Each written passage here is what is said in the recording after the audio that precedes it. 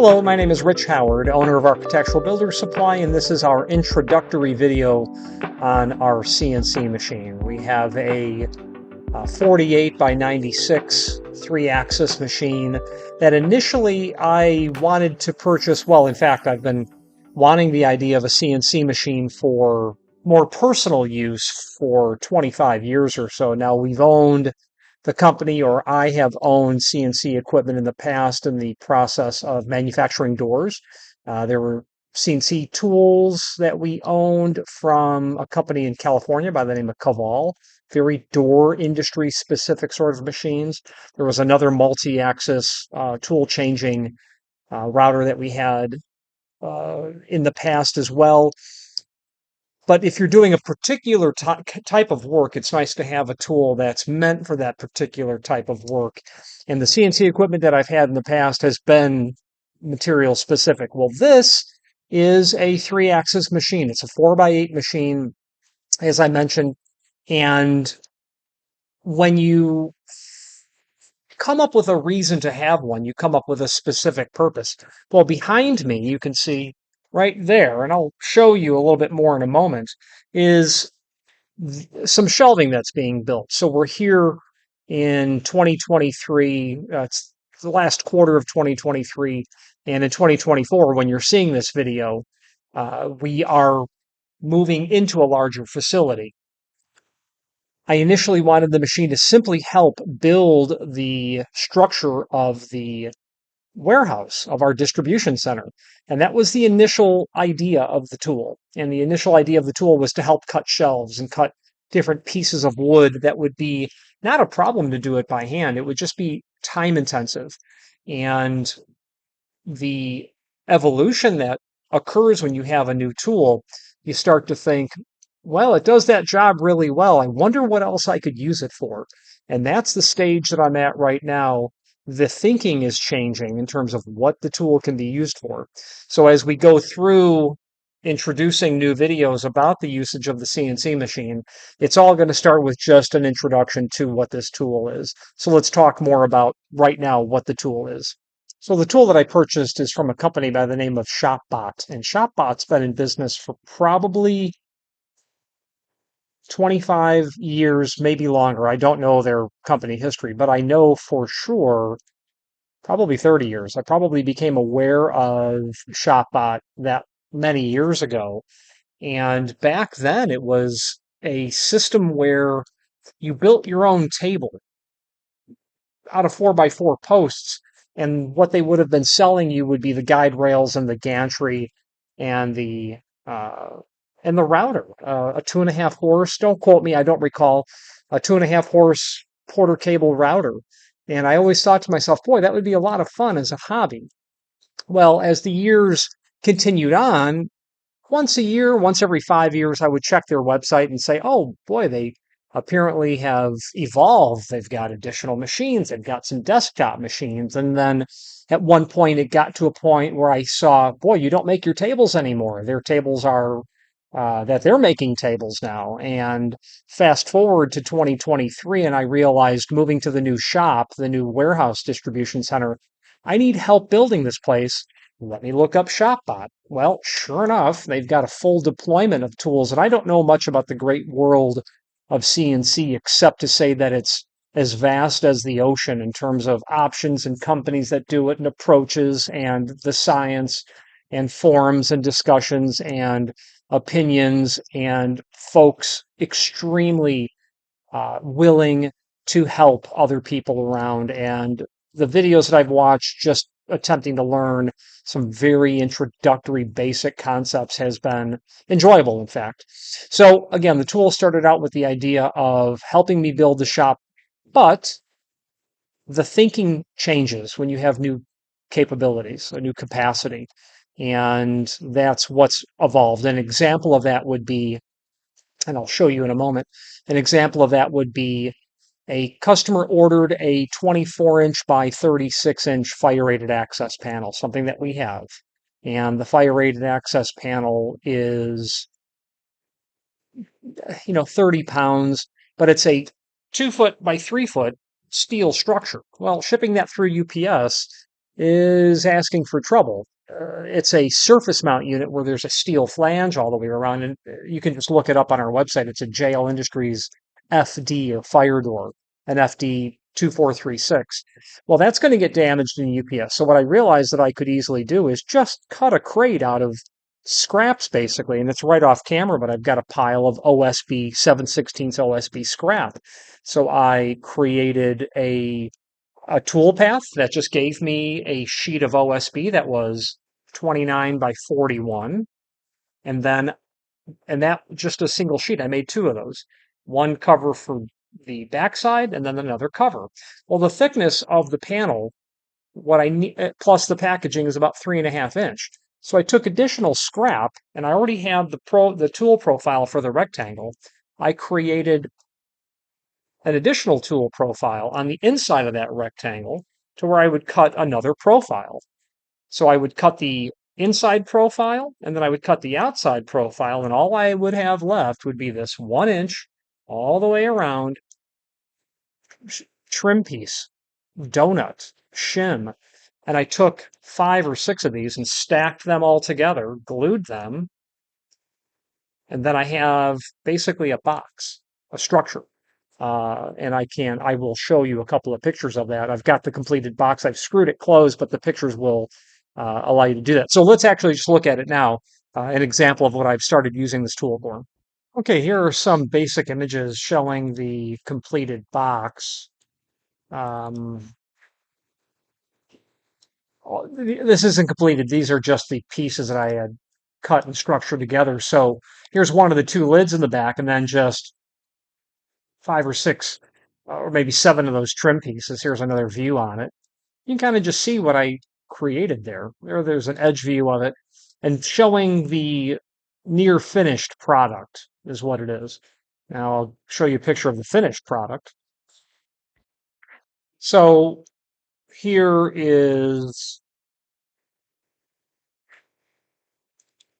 the completed box. What I have here is the one lid attached temporarily. The screws aren't all the way seated, but that's what it looks like in profile. The pieces aren't perfectly straight because I'm still learning how to best fixture items, and my workpiece moved a little bit during the cutting process, but that's what it is. So when we take that lid open, it's going to look like what we had just shown you. We'll drop the panel on the inside of it and then bring the cover right onto it and secure it and ship it off. So really awesome. Let me show you something else that I have been thinking about using this tool for. So another useful concept is going to be creating custom thresholds. And custom thresholds are interesting because a client will call and say, do you have this? What's the lead time for something? And what we're looking at here is basically a drawing exercise, except take a look at just this part here. So if that looks like a threshold, well, that's kind of what I was going for. It's supposed to look like a threshold. So what we would do would be to simply draw a profile of the threshold from the top and then from the bottom as well. I've got it just, flipped around or mirrored upside down, so to speak. And the reason for doing that is you'll see, I'm going to put these pieces right back where they were. Okay. What I'm able to do at this point is to create a tool path. And this is our 4x8 workspace. Okay. This is our 96X and our 48Y. So drawing the cross section, and what I did first was, this is a partial work, draw the bottom of it, and this tool path here is obviously cutting the outside of the material here. This tool path here is cutting the outside of the material.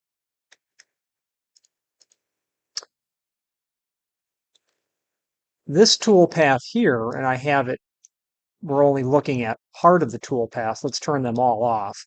So now what you can see are just the toolpath lines. So let's take a look at the bottom V profile. So I turned on the toolpath of the bottom V profile. So all I want to do is create these serrations, so to speak. And this is just a very initial concept. So the tool that I've told the machine I'm going to use a 90-degree V-bit for this at a particular depth. And we can just, simply get an idea of what that depth is. It's about a 1/16 of an inch, so not very deep. So we're going to take the 48-inch y-axis. That makes a 48-inch threshold. So we're going to cut that V-groove with my 90-degree V-bit. This is what the bottom looks like. Okay. I don't have the serrations in here because this was just partial. We were doing the pocketing here. So the bottom line is if that looks like a threshold, I hope it does, because that's what we're going for. A second attempt. This is the bottom only. Now this time I've got the V-grooves down in the bottom. And I've got pocketing done here as well. Okay. So this is just unfinished on the top. But that's what the bottom would look like. Now, why would a threshold be important? Well, at the end of the day, it may not be important. However, a very common call for us is, I need a threshold that's 11 inches wide. That's not something that's off the shelf. And many manufacturers, when you get past 8-inch, starts to get difficult. You get past 10-inch, and it's not a single extrusion in general. In general, someone might say, yeah, it has to be 12-inch, and nobody sells a lot of 12-inch saddle thresholds. If I've got a piece of 4x8 half-inch solid 6061 aluminum, and I've got tool pathing that allows me to put serrations or V-bits in the V-grooves in the bottom, do a surfacing or a pocketing profile in the bottom, do ball grooves up in the top or V-grooves in the top, and I can chamfer the outside edges, and I can chamfer them at an ADA compliant 2-to-1 relationship. This is something that it will take me longer to draw it because of my current level of expertise over the drawing aspect, which is not excellent, but it gets better all the time. But once that's drawn, it's just a matter of loading the piece into the tool. So the concept became, boy, the CNC is going to help me make shelves. Okay, well, that's pretty pedestrian. And I thought, boy, custom thresholds. And then the idea becomes, well, what if somebody wants a custom threshold, but then in the top of it, I don't put flutes only. I engrave their company name in here, or do some sort of particular design in the top. It's a 3-axis machine, and I've got the ability to have 8 different primary tool types, and then different sizes and different shapes. Maybe a logo here, maybe something special, or maybe somebody just needs something to ship very quickly. Well, the bottom line is, if I've got the material, then if I have the aluminum, it's pretty easy. Let me show you a third thing, a third idea. Pardon me, it'd actually be a fourth idea. The shelving, the crate that I built, custom thresholds, and now a fourth idea, which will extend the envelope of what we're discussing. Let's do that now. So in the spirit of speaking about how thinking changes, I have a client who emailed me about a need for a roof hatch and sent this photo, and I'm thinking, what does this have to do with a roof hatch? Well, the client says that they bought a roof hatch from us and want to use it here, and I'm looking at, I understand the concept of what I'm looking at. I am reasonably comfortable reviewing a technical drawing, and it looks to me as if there's some sort of a 6-foot diameter concrete tube missile silo or whatever it is. I don't really know. And the client was looking for this lid here. Well, I see some dimensions. I don't have particular dimensions. And the client asked if I could provide it. And going through the conversations, basically it was a situation where the client's looking for a piece of aluminum cover. And I start thinking, okay, well, the first obvious problem is the potential diameter. Let's say it's, 76-inch diameter. Well, I obviously can't cut that on a 4x8 tool. So the first question I asked the client is, could we make it basically 2 half circles and then have them field weld it?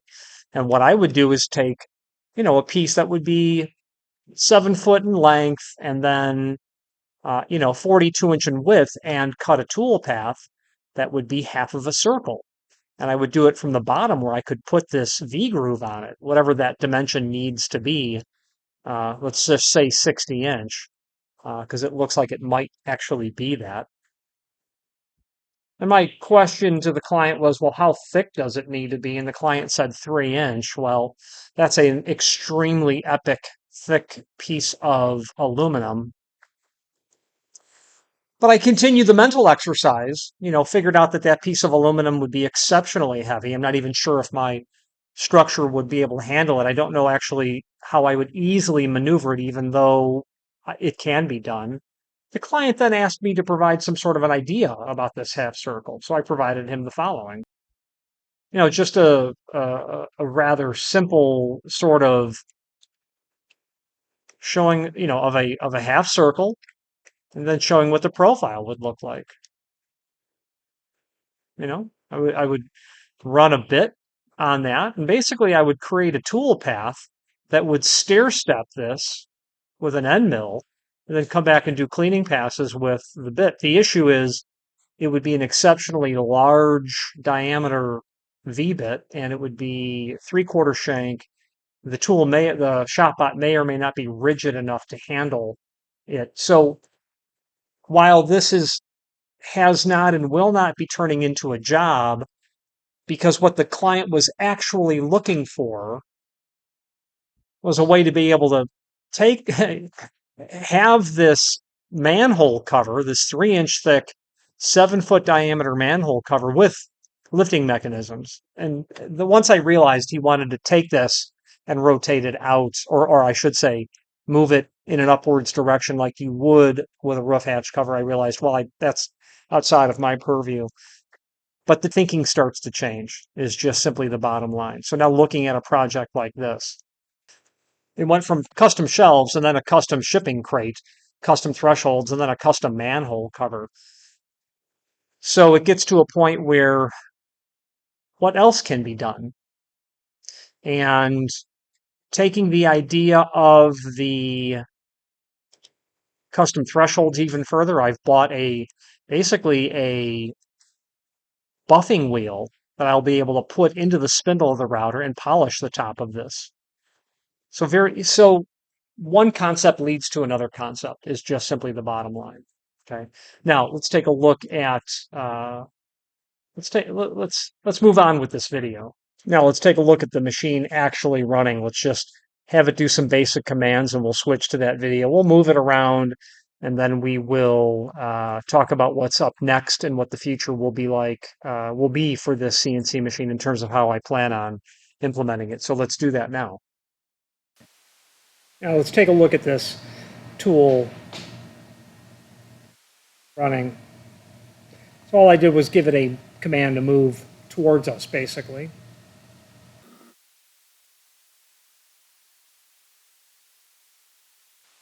Okay, let's do a little bit of a walk around the tool.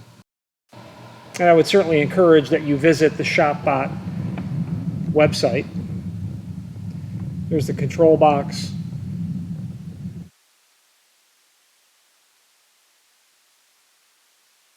That is our Becker vacuum pump that's there on the ground. That allows us to hold the material down. Near the back end, we've got our ShopFox dust collector. That is a extremely capable and inexpensive dust collector. Its CFM is something in the range of about $1,300, And I've looked around to see if there might be something better suited for it, but in the cost and CFM range, there really just isn't anything. Okay? Now, you can see the PVC piping down below. That is our control for the 4 zones. What you're seeing here is, this is just a piece of 1/2-inch OSB, a 7/16 OSB. This is our spoil board here, and then our plenum is cut, our vacuum plenum is cut right into this component here. I should say down below here, and then our the top of that board is here. So it allows us to be able to hold that material down via vacuum. This shouldn't be here. This is the spoil board, this piece of MDF that's here. The operator side of the tool is here. This is the side of the machine that is what is to be considered the side that you're working from. So X is here, that's X, then Y is in that direction. Okay, so really great, lots of fun is what we're dealing with here. Okay, let's ask it to air cut something so we can actually see it move. And before we air cut anything, we've got to actually zero the machine X, Y, and Z, so we're going to do that now. Otherwise, the machine will not know where it is. So we've got our zeroing plate here. It's 121 thousandths of an inch. We've got our grounding clip here, and it's going to find its Z0 is what it is from the material surface is what this is. And the fact that it's just a spoil board on a spoil board just doesn't matter. Now I'm going to load a file, and we're just going to watch it cut is what we're going to do. What it's doing right now is literally cutting that routine to create the donuts, or so to speak, the shipping material crate earlier. So right now it's cutting the exterior profile, and you can see how I would have had a piece of OSB on top of this, and you can see that I was cutting into the top or the surface of the material, which is evidenced by cutting into it by about 20 thousandths of an inch. Now it's cutting the inside so that we're going to be left with the rest of the material, which I'll show you in a moment. So what I did was I called it air cutting, and all I'm doing is running the tool path, but I'm telling the Z axis to stay at our safe Z, which is 2-inch. And I'll show you that on the control software. So it's done with its cut, and now it's going to move to its home position or rest position for the end of the cut. I told the tool path that I wanted it to stop at 48 and 24 so I could pull the sheet off and have the spindle out of the way of the work. Okay, and here is our finished crate that I had mentioned earlier. Right here. Ready to go. So when we go to package this tomorrow, we'll just remove these screws. Now let me show you the control software.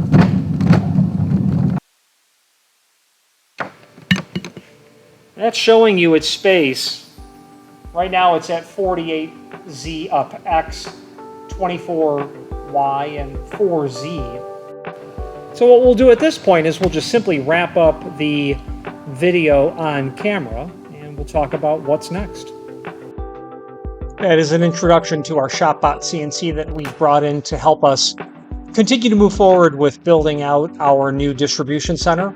Not only cutting custom shelves, but helping us create packaging material, maybe custom thresholds, and then who knows what after that, 7-foot diameter, 3-inch thick aluminum manhole covers, and whatever else. We had a client actually about 2 weeks ago asking us if we had 20 in stock of a exit device trim for a major manufacturer of exit devices. Well, this trim was nothing other than a mounting pad, a cylinder mounting pad. And if you're familiar with Jackson exit devices, their concealed vertical rod take a cylinder mounting pad. It's a mortise cylinder that's threaded down onto nothing other than a piece of aluminum. It is chamfered or radiused on the top and bottom, but it was nothing other than a piece of aluminum that's been milled, machined. And I said to myself, boy, that's just a piece of aluminum, and I sure think I know of a tool that can cut it. And while it was a situation where we're not looking to make counterfeit parts for other people's exit devices, at the end of the day, it made me realize, boy, there's lots of things that we might be able to do with this machine. If you have any special requests, by the time you're seeing this video, I do anticipate the knowledge, the grasp, the command over the subject matter, drawing tool paths, understanding how the machine works, the ability to have tooling, the ability to have materials in-house to cut should be somewhat well-formed. So please reach out to us. And thank you very much.